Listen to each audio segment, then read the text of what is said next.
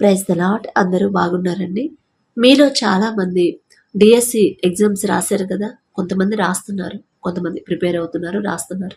Exams రాసిన వాళ్ళేమో ఉద్యోగం రావాలని ప్రార్థన చేయమని అడుగుతున్నారు. మంచిదే. అయితే ఎగ్జామ్స్కి ముందు దేవుని జ్ఞానం అడగండి. 3 గంటలకు లేవండి. లేచి దేని గురించి ప్రార్థన చేయొద్దు. జ్ఞానం మాత్రమే. ఎగ్జామ్ మంచిగా రాయాలంటే, అయ్యా నా సొంత జ్ఞానంతో నేను రాస్తే ఖచ్చితంగా నాకు ఉద్యోగం రాదు, కానీ మీ జ్ఞానం నాకు అనుగ్రహిస్తే ఖచ్చితంగా నేను ఉద్యోగం పొందుకుంటాను అని జ్ఞానం మాత్రమే అడగమని చెప్పాను. అంటే అది నా మాట కాదండి, దేవుని కృపను బట్టి. అయితే జ్ఞానం అడుగుతున్నారో లేదో నాకైతే తెలియదు. దేవుని జ్ఞానం పొందుకున్నారు. ప్రతిరోజు మనం ప్రార్థన చేస్తున్నాము, మీరు కూడా ఏకీభవిస్తున్నారు. అది కూడా దేవుని చిత్తమే. అయితే దేవుని జ్ఞానం అడిగి ఎగ్జామ్ రాసిన తర్వాత మళ్ళీ డౌట్లో ఉంటున్నారేమో, ఒకసారి పరిశీలన చేసుకోండి. మళ్ళీ నాకు ఉద్యోగం వచ్చిద్దో రాదు, ఉద్యోగం రాకపోతే నా పరిస్థితి ఏంటి, ఇంత కష్టపడి రాశాను, ఎన్నో సంవత్సరాల నుంచి రాస్తున్నాను, అయినా ఉద్యోగం రాలేదు, ఇప్పుడు రాశాను, మరి దేవుని జ్ఞానం అడగాలనే ఆలోచన తండ్రి నాకు ఇచ్చాడు, దేవుని కృపను బట్టి అడిగి రాశాను. ఒకవేళ భయపడతా ఉంటే అస్సలు భయం పెట్టుకోవద్దు. ఎగ్జామ్ రాయడానికి జ్ఞానం అడిగారు తండ్రిని. 3 గంటలకు లేచి మరలా ఉద్యోగం రావాలని నిజంగా మీరు ఆశ కలిగి ఉంటే 3 గంటలకి ఎట్టి పరిస్థితుల్లో ఎగ్జామ్కి ఎలాగైతే 3 గంటలకి అలారం పెట్టుకొని లేచారో అలాగే ఉద్యోగం కోసం ఉద్యోగం రావాలి, ఇవ్వమని తండ్రిని అడగాలి. కాబట్టి అలారం పెట్టుకొని కష్టం అనుకోకుండా 3 గంటలకు లేచి ఒక్క 5 నిమిషాలు ప్రార్థన చేసుకుంటే చాలు. ఎక్కువసేపు వద్దు, ఒక్క 5 నిమిషాలు. అప్పుడు బాగా నిద్ర వస్తుంది కదా, అసలు నిద్ర ఆపుకోలేము ఆ టైంలో. కానీ నాకు ఉద్యోగం రావాలి, నేను ఉద్యోగం రావాలంటే, నాకు ఉద్యోగం పొందుకోవాలంటే అది ఖచ్చితంగా నా తండ్రికే సాధ్యం. ఎంతో మంది కాంపిటీషన్ ఉంది, ఎంతో మంది రాశారు, కొన్ని వేల మంది, లక్షల మంది రాసినా సరే వారందరినీ పక్కన పెట్టేసి నాకు ఉద్యోగం ఇవ్వగల శక్తి నా తండ్రికి మాత్రమే ఉంది అనుకొని మనస్ఫూర్తిగా 3 గంటలకి అలారం పెట్టుకొని లేచి ప్రార్థనలో కూర్చోండి. మీకోసమే. నాకైతే ఆలోచన లేదు ప్రార్థన పెట్టాలని, కానీ దేవుడి కృపను బట్టి ఆలోచన ఇస్తున్నాడు. డిఎస్సి ఎగ్జామ్ కొరకు, డిఎస్సి కొరకు ప్రార్థన చేద్దాం చెయ్యమని తండ్రి ఇచ్చిన ఆలోచన చొప్పునే మీకు చెప్తున్నాను, కానీ నా సొంత ఆలోచన కాదు. నాకైతే ఇంట్రెస్ట్ లేదు అసలు పెట్టాలని, ఎందుకంటే ప్రతిరోజు మనం ప్రార్థనలో పెడుతున్నాం కదా, మళ్ళీ స్పెషల్గా చెప్పడం ఎందుకు అనిపించింది. కానీ తండ్రి ఇచ్చిన ఆలోచనే కదా. కాబట్టి లేచి ప్రార్థనలో కూర్చొని ప్రార్థన చేసుకోండి. ప్రతిరోజు లేవాలా సిస్టర్, కష్టం కదా, ఈ టైంకి లేవాలంటే అసలు మెలకు రాదు కదా అనుకోవద్దు. ఎగ్జామ్ రిజల్ట్స్ వచ్చేదాకా చేసుకోండి చాలు. అది డిఎస్సి అయినా సరే, లేకపోతే వేరే జాబ్ అయినా సరే, వేరేది ఇంకోటైనా, ఏదైనా సరే 3 గంటలకు లేచి ప్రార్థనలో కూర్చోండి.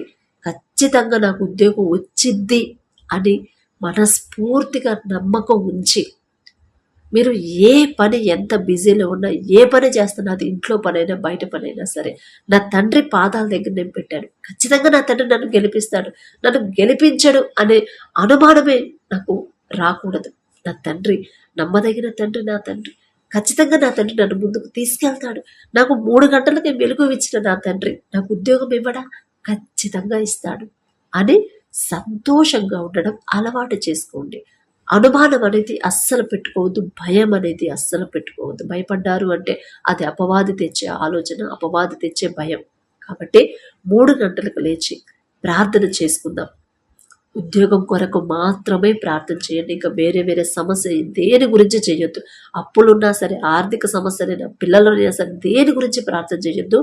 ఉద్యోగం కొరకు మాత్రమే ప్రార్థన చేసుకోండి. ఎందుకంటే చాలాసార్లు నేను ఒక సమస్య గురించే ప్రార్థన చేస్తాను. 3 గంటలకు లేచానంటే ఒక సమస్య పెడతాను. భారంగా ఉన్న సమస్య ఒకటే, నాకు అది అవసరం, నాకు కావాల్సిందే, అదే నాకు కావాలి అనుకున్న సమస్య గురించే 3 గంటలకు ప్రార్థనలో పెట్టాను, పొందుకున్నాను. అందుకే ఇప్పుడు మీకు చెప్తుంది, ఉద్యోగం కొరకు మాత్రమే ప్రార్థన చేద్దాం, ఇక దేని గురించి వద్దు. కాబట్టి కళ్ళు మూసుకోండి. ఇంకా ఎవరైనా సరే ఇట్లా భయపడతా ఉంటే మీ ఇష్టమైతే ఫోన్ చేసి చెప్పండి, 3 గంటలకు లేచి ప్రార్థన చేసుకో, ఖచ్చితంగా తండ్రి కార్యం చేస్తాడు, నమ్మకంతో, విశ్వాసంతో, ధైర్యంగా, సంతోషంగా ఉండి ఉద్యోగం పొందుకో అని చెప్పండి. కాబట్టి కళ్ళు మూసుకొని ప్రార్థన చేసుకుందాం. కృపగల దేవా మీకే స్తోత్రం, రాజాది రాజా మీకు స్తోత్రం, దేవాది దేవా మీకే స్తోత్రం నా తండ్రి. మరి ఈ మాటలు నా ప్రభు నావి కాదు నా తండ్రి, ఎంతమంది భయపడుతున్నారు నాకు తెలీదు, ఎంతమంది అధైర్యపడుతున్నారు నాకైతే తెలీదు. సమస్తము ఎరిగి ఉన్న దేవా మీకే స్తోత్రం నా తండ్రి. మీకు మరుగై ఉన్నది ఏది లేదు నా తండ్రి. బిడ్డలు నా ప్రభ ఎగ్జామ్స్ రాస్తున్నారు, ఎగ్జామ్స్ రాసి రిజల్ట్స్ కోసం వెయిట్ చేస్తున్నారు, ఉద్యోగం కోసం వెయిట్ చేస్తున్నారు. నాకు ఉద్యోగం రావాలని ఎంతో మంది ఆశ కలిగి ఉన్నారు. ఆశ గల ప్రాణాన్ని తృప్తిపరిచేదేవా మీకే స్తోత్రం.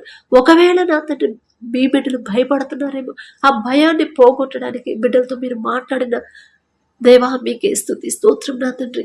ఆ మాటలు మీవి అని గ్రహించుకునే హృదయాన్ని బిడ్డలకు ఇవ్వండి నా తండ్రి. ఎన్నో సంవత్సరాల నుంచి ఎగ్జామ్స్ రాస్తున్నాం కానీ ఉద్యోగం పొందుకోలేదని ఎంతో మంది బాధపడుతున్నారు.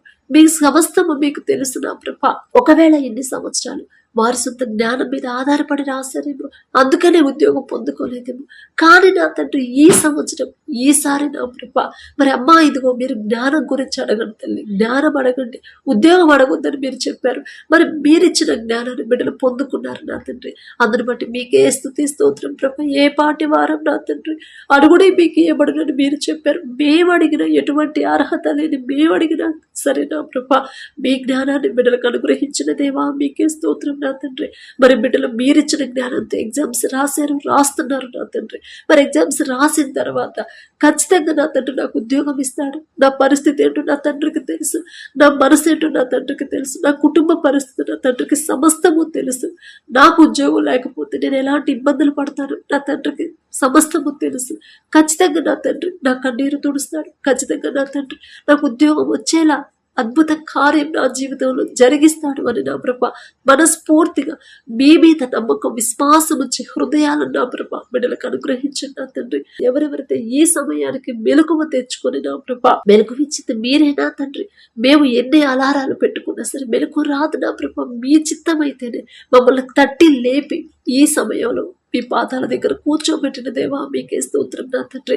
మరి బిడ్డలు ఎవరెవరైతే ఎగ్జామ్స్ రాసినా ప్రభ ఉద్యోగాల కోసం ఎదురు చూస్తున్నారు, ఉద్యోగం రావాలని మనస్ఫూర్తిగా ఎవరైతే కోరుకుంటున్నారో మీ చిత్తంలో నా ప్రభ ప్రతి ఒక్కరు ఆ ఉద్యోగాన్ని పొందుకునేలా అద్భుత కార్యాన్ని నా ప్రభ బిడ్డల జీవితంలో జరిగించబోతున్నందుకు మీకే స్తుతి స్తోత్రం నా తండ్రి. అద్భుత కార్యం బిడ్డల జీవితంలో జరిగించి ప్రతి ఒక్కరు మంచి సాక్ష్యాన్ని మాతో పంచుకునేలా మీ కృప అనుగ్రహించండి. మీ బాహుబలం తక్కువైంది కాదు అని ఎంతమంది కాంపిటీషన్కి వచ్చినా సరే ఖచ్చితంగా మీ బిడ్డలైన ప్రభ ఆ ఉద్యోగాలు పొందుకోబోతున్నారు. అందుని బట్టి మీకే స్తుతి స్తోత్రం నా తండ్రి. ప్రతి ఒక్కరు మీ ఎడల విశ్వాసాన్ని కోల్పోకుండా, నిరీక్షణ కోల్పోకుండా, విశ్వాసం నమ్మకంతో ధైర్యంగా ముందుకెళ్లేలా మీ కృప అనుగ్రహించండి. మీరిచ్చే ఉద్యోగాలు పొందుకున్న తర్వాత బిడ్డలు గర్వం అహంకారం బిడ్డలకు రాకుండా తగ్గింపు దీన మనసు కలిగి జీవించే హృదయాలను నా ప్రభ బిడ్డలకు అనుగ్రహించమని అడుగుచున్నాను నా తండ్రి. ప్రతి ఒక్కరు ఎవరెవరైతే ప్రార్థనలు ఏకీభవిస్తున్నారు, కన్నీరు కారుస్తున్నారు, హృదయాన్ని కృమ్మరిస్తున్నారు, దుఃఖంలో ఉన్నారు, అపనమ్మకంతో ఉన్నారు, అపనమ్మకాన్ని తీసివేసి ప్రతి ఒక్కరికి మీ ఎడల నమ్మకాన్ని నా ప్రభ బిడ్డలకు కలిగించిన తండ్రి. ప్రతి ఒక్కరు ఎవరైతే ఉద్యోగం కావాలని కోరుకుంటున్నారో ఆశగల ప్రాణాన్ని తృప్తిపరిచేదేవా మీకే స్తోత్రం. ఇక్కడ దాకా తెచ్చిన మీరు ఇక నుండి ముందుకు తీసుకెళ్లరా? ఖచ్చితంగా మీరు మాత్రమే తీసుకెళ్లరు. మీ బాహుబలం తక్కువైంది కాదు అని ప్రతి ఒక్కరు తెలుసుకునేలా వారు కోరుకునే ఉద్యోగాన్ని బిడ్డలకు అనుగ్రహించమని అడుగుచున్నాం నా తండ్రి. బిడ్డల్లో ఉన్న భయాన్ని అపనమ్మకాన్ని అవిశ్వాసాన్ని తీసివేసి మీ ఎడల విశ్వాసం నమ్మకాన్ని బలపరిచి స్థిరపరచమని అడిగే అర్హత పొందుకునే అర్హత లేని వాళ్ళం అయినా సరే యేసు నామములో అడుగుచున్నాము తండ్రి. ఆమేన్.